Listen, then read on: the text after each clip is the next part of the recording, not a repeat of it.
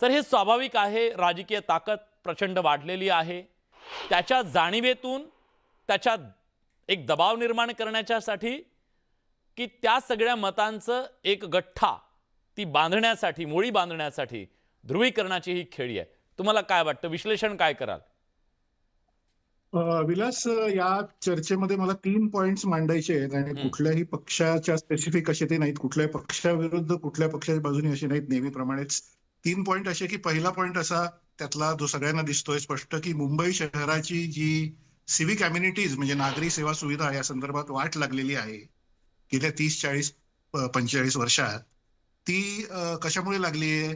तर मला पहिला पॉइंट तो सांगायचा आहे की मुख्य विषय असा आहे की निवडणुकीच्या 15 दिवस आधी किंवा 1 महिना आधी महापालिकेच्या निवडणुकीत कायम मराठी माणूस, भावनिक मुद्दे, महापौर कुठल्या जातीचा, धर्माचा, पंथाचा, भाषिक कुठल्या भाषेचा होणार याच्यावर चर्चा वळवून त्याच्यावरच सगळा फोकस ठेवणे आणि भावनिक विषय सगळे आणणे आणि त्याच्यामुळे मुंबईमध्ये पावसाळ्यात येणाऱ्या समस्या, 12 महिने असलेली वाहतुकीची समस्या, कचऱ्याची समस्या, प्रदूषणाची समस्या, अन्य हजार समस्या ज्या काही आहेत, अगदी म्हणजे भटक्या कुत्र्यांपर्यंत सगळ्या समस्या, त्याच्यामध्ये महापालिकेची खरी जबाबदारी ज्यांनी ज्या पद्धतीने व्हायला पाहिजे, झोपडपट्ट्या रोखणे वगैरे, त्यातलं काही गेल्या 30 वर्षात झालं नाही. याचं मुख्य कारण हे की ऐन वेळी ही सगळी चर्चा नुसती जात, धर्म, भाषा याच्यावर नेली जाते. हा पहिला पॉइंट आहे.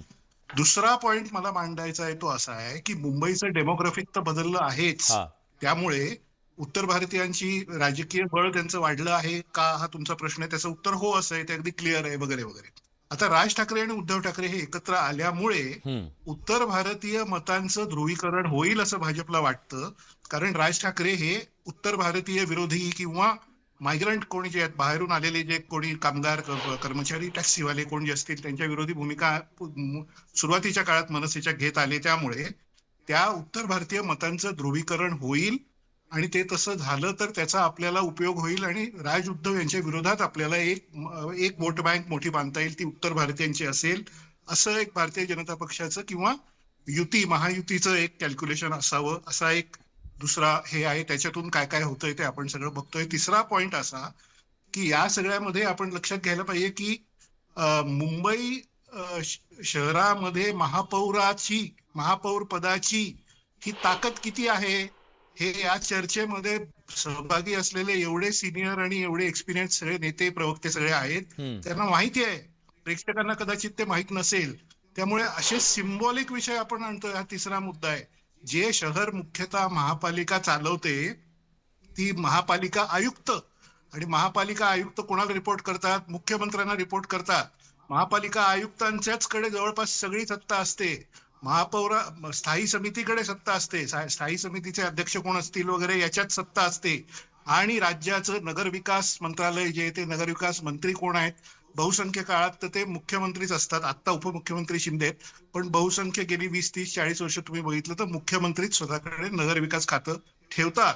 त्यामुळे महापौर हे जसं दिल्लीमध्ये देशाच्या राजकारणामध्ये केंद्रीय सत्तेमध्ये जे राष्ट्रपतीचं स्थान आहे, तशा प्रकारे घटनेमध्ये हे महापौराचं स्थान आहे. त्या महापौराकडे काही अधिकारच नसतात किंवा फारसं काही नसतं. तर त्या महापौराची भाषा कुठली आणि तो कुठल्या भाषेचा आहे, लास्ट असं एक पॉइंट सांगायचं. Just 5 second. भारतीय क्रिकेट टीमचं सिलेक्शन जेव्हा होतं तेव्हा क्रिकेट टीमचा कॅप्टन मराठी असणार का, हिंदू असणार का, असा विचार करतो का आपण? आणि आपण वर्ल्ड कप जिंकतो ना. त्यामुळे हा मुद्दा लक्षात घेतला पाहिजे सगळ्यांनी इथे. हॉकीची टीम असेल, कुठल्या कॉर्पोरेट कंपनी किंवा बँकेची कुठली एक मोठी पोस्ट असेल जनरल मॅनेजरची, तेव्हा आपण विचार करतो का कुठल्या भाषेचा आहे आणि कुठल्या याचा आहे तो. याच विषयावर चर्चा होणं ठीक आहे, कारण मराठी माणूस मुंबईत टिकला पाहिजे, आपण मराठी आहोत. पण सगळी चर्चा केवळ तेवढ्याच एका महापौर कुठल्या भाषेचा असणार आणि कुठल्या धर्माचा असणार याच्यावर का नेली जाते, हा माझा प्रश्न आहे. विलास, ठीक आहे, मी त्याच्यावर येतो, पण मी थोडंसं याच्याबद्दल माझे मत वेगळं आहे. ते याच्या सन्मान आहे, पण मुंबई महाराष्ट्रानं लढून मिळवली आहे. हा मराठी माणसाच्या अस्मितेचा मुद्दा असतो. इथं मात्र सर्व मराठी भाषिकांनी एक झालं पाहिजे.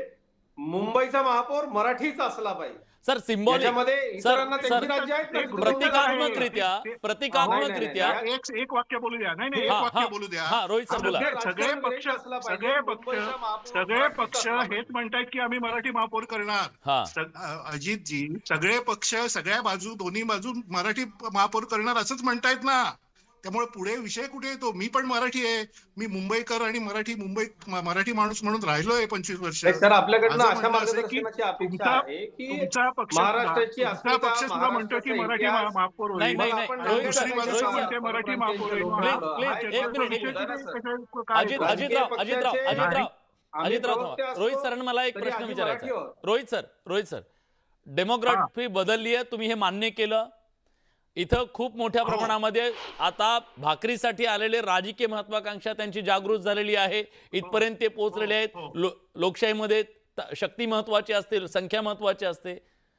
खरं तर या सगळा जो इतिहास आहे मुंबईचा, तो इतिहास पाहता आणि त्याची पार्श्वभूमी पाहता सिम्बॉलिकरित्या महापौर पद हे उत्तर भारतीयांच्या हाती जाणं, हे पर्यायानं मराठी माणसाची मुंबईवरची सत्ता कमकुवत होणं असं होत नाही. अरे विलास, माझा मुद्दा असा आहे की भारतीय जनता पक्ष सुद्धा मराठीच महापौर करणार. बघा तुम्ही, कारण शेवटी सिम्बॉलिझम मध्ये सगळे पक्ष पुढे असतात. माझा पॉइंट असा आहे की उद्धव ठाकरे आणि राज ठाकरे एकत्र आलेत. ते म्हणतायत की आमचा महापौर मराठी असेल. हे त्यांना माहित असल्यामुळे कदाचित कधी इतिहासात न झालेली एक गोष्ट आता अशी होईल की ते एक नाव जाहीर सुद्धा करतील कदाचित महायुतीचे लोक, की हा माणूस आमचा महापौर असेल, मराठी माणूस असेल. माझा पॉइंट ऐकून घ्या. लास्ट वाक्य बोलतो मी, की सगळ्याच बाजू म्हणतायत की मराठी महापौर करणार, कारण सगळ्यात जास्त संख्या मराठी माणसाची आहे ना, 35% किंवा जास्त. त्यामुळे तो विषय हा मुख्य चर्चेचा निवडणुकीला 15 दिवस राहिलेले असताना असूच शकत नाही. बाकीचे विषय जे ते घेतले पाहिजेत. हा विषय वापरला जातोय बाकीचे विषय झाकण्यासाठी. ठीक आहे सर हे जरी सगळे नाही. करणार असं सांगितलं असतं तर ज्या प्रकारची वक्तव्य येत आहेत, ज्या प्रकारची आता हे निवडणुकीच्या तोंडावरती वक्तव्य करणं किंवा आपलं दबावाचं राजकारण सुद्धा असू शकतं ना, की आमचे एवढे नगरसेवक आहेत तर मग आमचा महापौर असला पाहिजे. चूक काय त्याच्यामध्ये? ती त्यांची भूमिका असू शकेल ना. कृपाशंकर सिंग यांनी केलेलं वक्तव्य हे चुकून केलेलं नाही असं मला वाटतं. ते राज्यात मंत्री राहिलेले आहेत, ते काँग्रेसमध्ये अनेक वर्ष राहिलेले आहेत. हे काय आहे की एक सभा असते, तिथल्या समोर जे कोणी जमलेले आहेत त्यांना खुश करण्याचं प्रत्येक नेत्याचं तंत्र असतं. मीरा भाईंदर मध्ये कुठलं पॉप्युलेशन आहे तुम्हाला माहिती आहे. त्यामुळे त्यांनी समोरच्यांना खुश करायला टाळ्या मिळवण्यासाठी हे वाक्य बोललंय. त्याच्यातून ते पोलरायझेशन होऊन तेवढ्या भागात आपल्याला मतं मिळाली तर आपलं कारकीर्द आणि आपलं. सुनील शुक्लाजी, तुमची आशा आहे की उत्तर भारतीयांना इथं महापौर पद मिळालं पाहिजे, पण सगळेच राजकीय पक्ष सांगतायत, तुम्ही ऐकलंय सगळ्यांचं, मी म्हणत नाहीये, हे सगळे म्हणतायत आम्ही मराठीच देणार. म्हणजे यावेळेस तरी किमान तुम्हाला संधी नाहीये, तुम्हाला संधी नाहीये. ज्याप्रमाणे सीएम कोण असणार हा डिक्लेअर झाला पाहिजे, बरोबर, आपण त्या चेहऱ्यावर आपण चुनाव लढतो, त्याप्रमाणे त्यांना बोला डिक्लेअर करा नाव. कुठलं मराठी असणार ते नाव डिक्लेअर करा. दोन्ही युती आहे, दोन्ही डिक्लेअर करा ना नाव. तुम्ही नाव डिक्लेअर करू शकता. सीएम मध्ये, पीएम मध्ये तुम्ही नाव डिक्लेअर करू शकता. महापौर मध्ये डिक्लेअर करा. मी तर डिक्लेअर करतो ना, इकडचा राहणारा भूमिपुत्र उत्तर भारती नक्कीच 2.5 वर्ष असणार. 2.5 वर्ष माझा मराठी इकडचा भूमिपुत्र असणार, हे मी तर डिक्लेअर करतोय. त्यांना बोला नाव डिक्लेअर करा. कोणी असेल, सावंत पण जर यावेळेस तुम्हाला उत्तर भारतीयांना संधी नाहीये, यावेळेस तरी सगळ्यांचं एकमत आहे की मराठीच द्यायचं, किमान यावेळेस तरी, पुढचं माहित नाही, अशा वेळी तुमची भूमिका काय असणार आहे? मी काय म्हणतो, आमच्या इकडचं भूमिपुत्र असलेला आडनाव वेगळं असेल, तो मराठीच असेल, शुक्ला असेल, तिवारी असेल, पांडे असेल, जयस्वाल, यादव असेल, आमच्या इकडच्या लोकांचं मारहाण जे चालू होतात ते बंद करायला आम्हाला सत्ता हातात घेतच पाहिजे. दुसरा ओबीसी एससी आरक्षण आतापर्यंत आमच्या लोकांना मिळालं नाही, जे इकडचे भूमिपुत्र आहेत. ते लढाई मला लढायचं आहे. ठीक आहे, अजितरावांना काहीतरी म्हणायचंय. हा शुक्लाजी, आता थांबा, मराठी माणसाला बोलू द्या. त्याचा पक्ष आहे, त्याची त्याला निवडणूक लढवू दे, त्याचा कोण महापौर करा त्याचं त्याला करू दे ना. माझा मुद्दा असा आहे, महापालिकेची निवडणूक आहे, सर्वच पक्षामध्ये उत्तर भारतीय लोक आहेत ना, उबाटामध्ये आहेत, मनसेमध्ये आहेत, आमच्याकडे आहेत, शिवसेनेमध्ये आहेत, सगळीकडेच आहेत. त्यांचं म्हणणं काय आहे की ते या मातीशी इथे एकरूप झालेले आहेत आणि ते म्हणजे मला एक गोष्ट सांगा, कुठल्या तरी राजकीय पक्षाचा कार्यकर्ते असलेल्या आमच्या उत्तर भारतीय बांधवाला काय कोण जाऊन मारहाण केली का? जे दीडशाणे आहेत ना ते कुठेही गेले देशात तरी मार खाणार. मी कर्नाटकात गेलो आणि मी तिथे जर जाऊन सांगितलं नाही नाही मी इथं मराठीच बोलणार, मला ठोकतील ना लोक तिथले. हे जे दीडशाणे आहेत ना ते मार खातात. हा शुक्ला असाच दीडशाणा आहे. आमच्या उत्तर भारतीय बांधवांच्या सोबत आम्ही आहोत, सगळेच आहेत. आम्ही दीडशाणे हा दीडशाणा आहे. आणि तुम्ही काय माझी विनंती तुम्हाला तुम्ही ठीक आहे. एक एक जण शुक्लाजी मराठी माणसाला बोलू द्या. तू निवडणुकीच्या आधी मार खायचा तसं ठरवलंय का शुक्ला?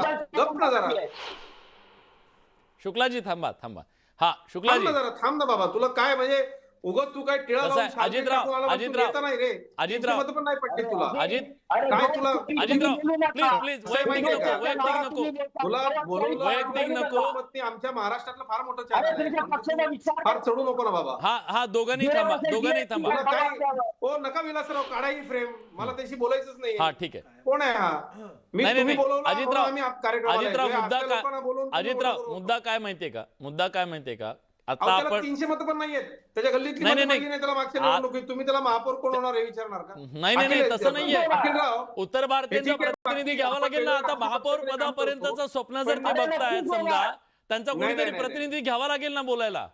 आज काय करताय? अहो, 25% आमच्याकडे लोक आहेत ना, उत्तर भारतीय सगळ्यांकडेच आता. उत्तर भारतीय आमचे बंधू भगिनी आहेत. हा आमच्या